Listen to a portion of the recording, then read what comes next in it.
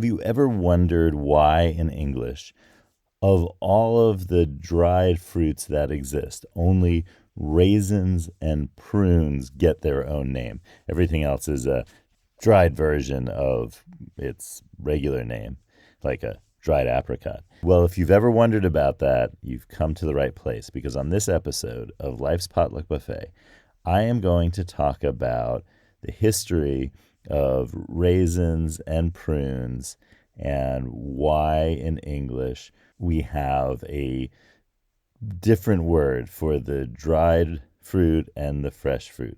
And also, we'll ask the cards to give us some plum advice about our work and life. So, do you like how I did that? I'm John Paulus. You're listening to Life's Potluck Buffet, only on YouTube. If you've been enjoying Life's Potluck Buffet, please subscribe if you've already subscribed, and thank you so much. I truly appreciate it. If you have a Brave browser, as I do, then you can also contribute basic attention tokens to Life's Potluck Buffet with John Paulus on YouTube through your Brave browser. Thank you for your support, and thank you, as always, for listening. Do you like plums and prunes, or do you like just plums or just prunes, or how about grapes? Do you like raisins? I like everything, so I don't count. But if you like any of these or dislike some of them and like others, then it's important to know what names to call them. You know, if you like a plum and you want to have a plum, but you don't like prunes, which are just dried plums, then you want to know what you're getting. Same thing with grapes and raisins. You might not like raisins, but you might like grapes. That's totally possible. But that's not why they have different names. We really have, the French language to thank for the different names. And an older version of the French language than today, but nonetheless one that closely resembles in the modern period the French of today, rather than some older French. Let me start with the prune, because the prune, being a dried plum, is a simpler story than the grape and raisin story. They're from plum and prune are from the same words. They're from words that ultimately came through Latin, from Greek, from a word that's from some probably West Asian language that ancient Greek speakers borrowed to describe this tree. That, the tree and the fruit that grows on the tree, for the purposes of the languages we're talking about, all probably came from Western Asia. Where exactly, we don't quite know. Could be as far away as what is today Iran. Could be much closer to where the Greek speakers who lived when they borrowed a word that sounded to them like prumna. And the other languages that we're talking about today, like Latin, for example, borrowed that same word and used it to describe the tree and the fruit of the tree, and that is the word prunus. I see we're getting very close to the word prune, because what then happened was eventually the ending fell off and the French language was saying prune. But for French speakers, that word meant what in English we call a plum. And plum was also from that Latin word, but it didn't come through the French word. It came through the Germanic languages that were being spoken that had contact with Latin, and borrowed from Latin a name that they heard as ploma. And that is where Old English got its word for this fruit of the prunus, which is in English a plum tree. Now, scientifically, the category of prunus, that genus, includes plums but also cherries and peaches and apricots and almonds. And, well, all the what we sometimes call stone fruits are from the genus Prunus. And those all trace back to places around the northern hemisphere.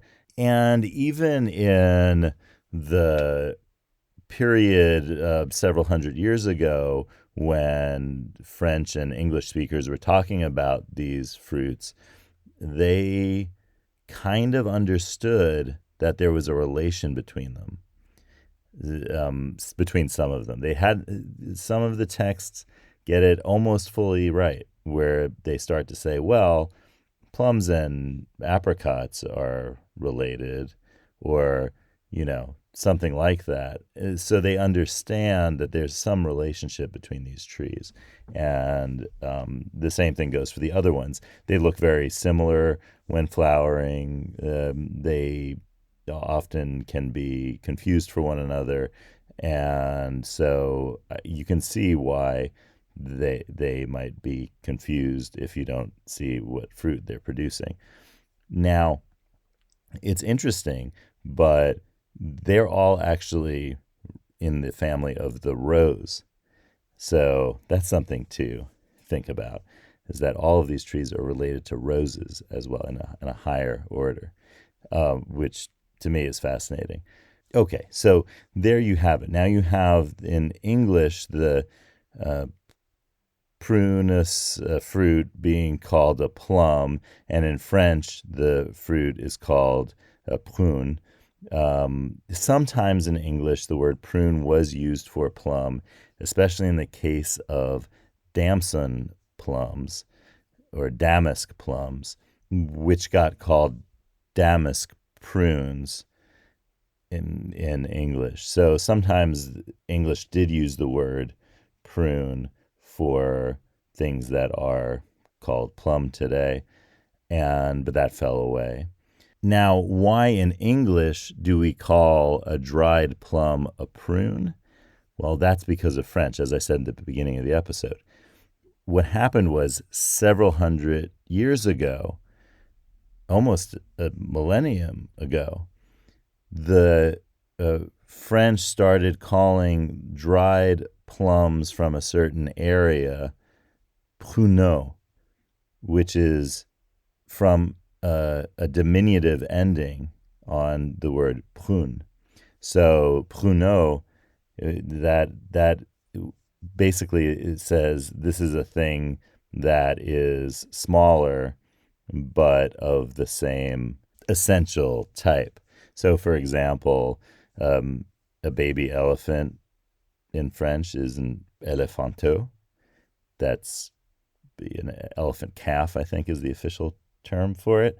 It's a young male elephant. And so the pruneau had a very similar thing going on, where this was a smaller, when you dry a plum or anything, it shrinks because the water content is gone. And so I could see quite clearly how this is all of a sudden seen as a smaller version of the plum. And so pruneau becomes the word for a dried plum in French. And that gets picked up in English. So then we have two words. We have the word for plum, and we have then that came through that Germanic root. And then we have the word pruneau for the dried plum, which came from the French practice of drying plums in a certain region of France. And so, voila, as they say in French, we have plum for the fresh fruit and prune for the dried fruit. Now, what about raisin and grape? Well, raisin and grape, honestly, they come from words that mean the same kind of thing. The word for grape in a lot of languages comes from words that mean things like bunches. And that's true in, say, German, Traube, which is the word for grapes.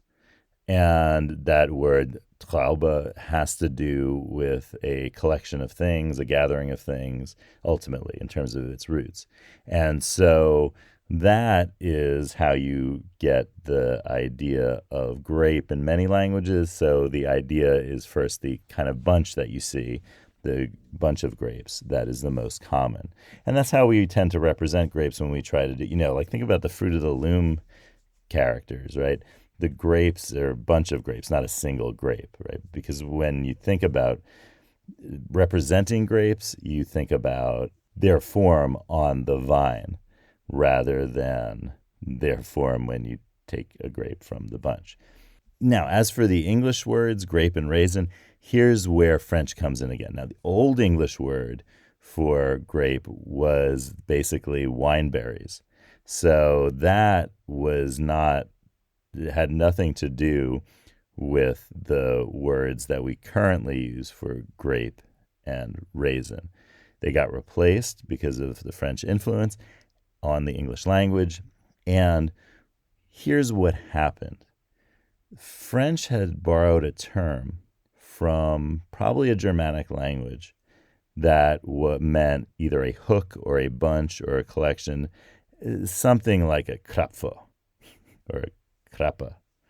And this word got used to describe the bunch of grapes. And in fact, in French, it is still the word for bunch of grapes. A bunch of grapes in French is a grappe de raisin. So the grappe de raisin is a bunch of grapes. Notice that grappe sounds a little bit like the word grape, and that's no coincidence because that's where we get our word for grape. And it's related to, again, a word for bunch. And in French, it still is a bunch of grapes, a grappe de raisin. And notice that the raisin is the word in English that we use for dried grapes. It's a raisin. And that's where we get the word raisin from, is raisin. And the French word is actually from another word for bunches. It's a Latin word, which originally was something like racemus, which means a bunch of grapes.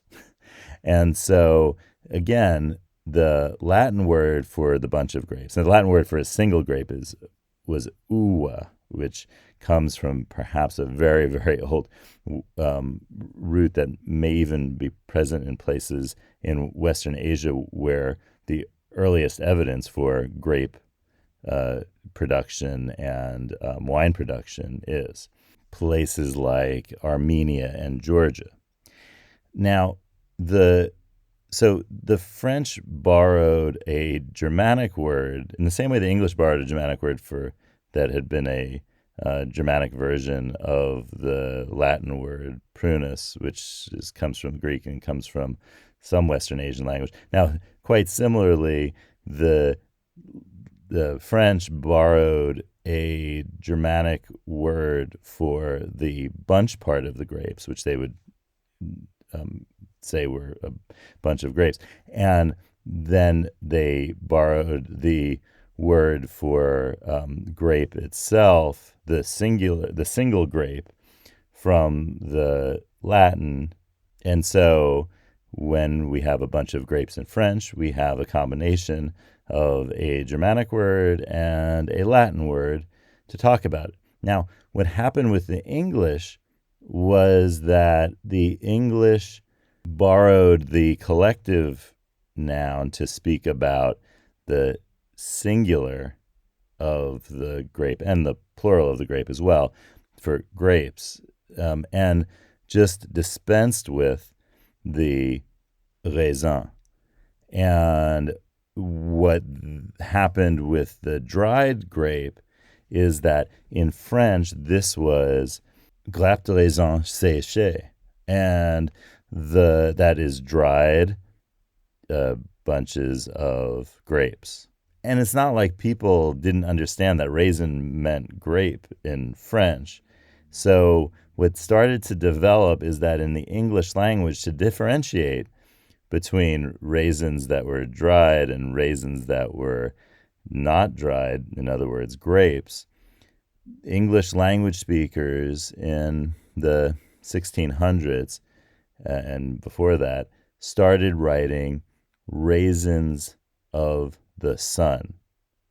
So that instead of dried raisins, they wrote raisins of the sun. And eventually the of the sun part dropped off and we just have raisins. So that's how our word for dried grapes became raisins. All right, well, let's ask the cards about all of this and see what they have to say. Yellow lemons, blue dumplings, magenta noodles, cards, tell us some things. I should have said purple grapes.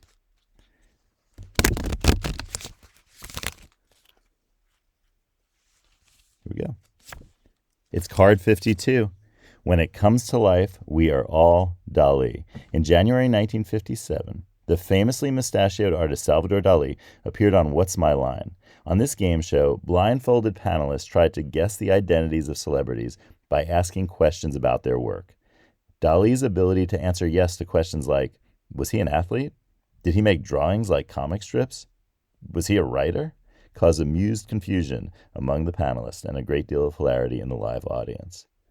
We are all Dali in the richness of our work lives. Understand how you are Dali and find liberation in that fact. I wonder if Dali has any paintings of raisins or grapes or plums or prunes. Well, I'll see you tomorrow on Life's Potluck Buffet.